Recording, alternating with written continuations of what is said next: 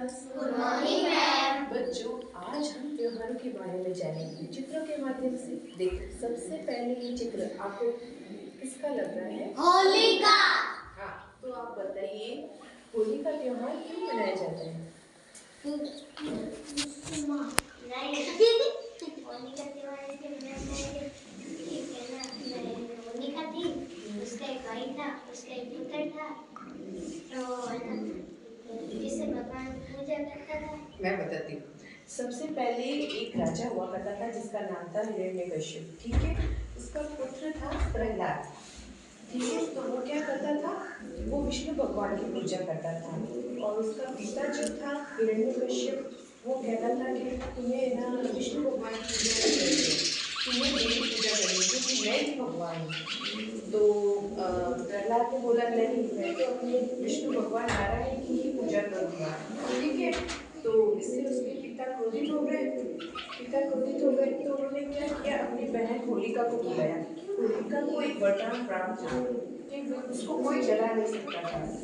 तो ना उसके पिता ने क्या सोचा कि ना अब तो मेरा पुत्र मान नहीं रहा है, तो ना इसको क्या करते हैं, अब ना एक ही उपाय है, अब इसको ना होलिका को बैठा देंगे, होलिका की गोद में और फिर उसको मार देंगे।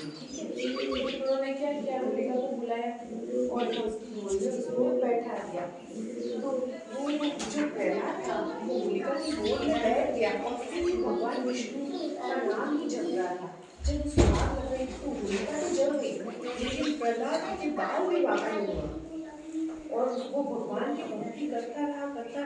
तो भगवान स्वयं प्रकट हो गए और उसको बचाया और उसके पिता का संहार किया। इस कारण होली मनाई जाती है।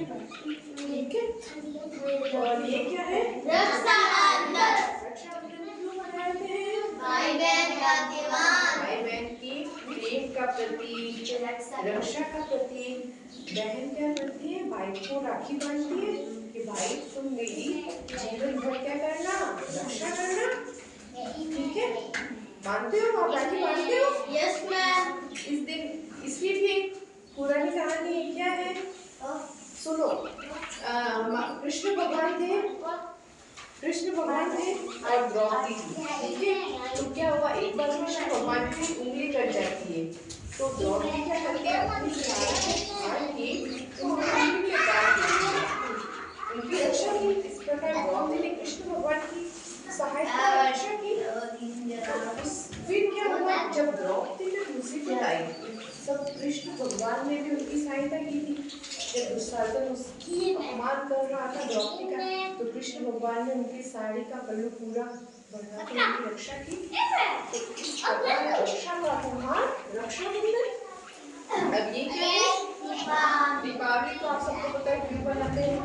जब श्री राम 14 वर्ष का वनवास करके वापस आए दिवाली मनाते हैं। क्या बोलते हैं? लाइट्स, प्रकाश का त्योहार। इस दिन बहुत सारे दिए लगाते हैं,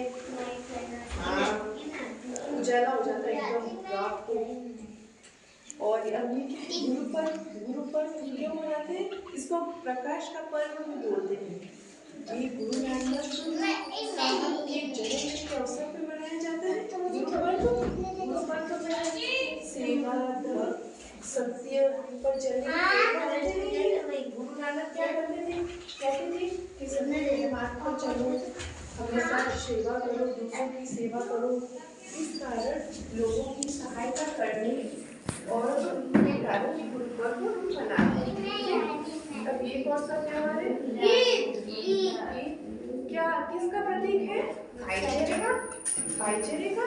सभी ना एक दूसरे की गले मिलते हैं, मिठाइयाँ बांटते हैं, सेवइयाँ खाते हैं कि नहीं?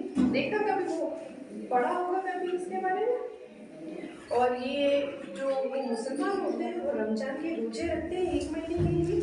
फिर जब वो पूरा होता है तब ये ना बनाया जाता है।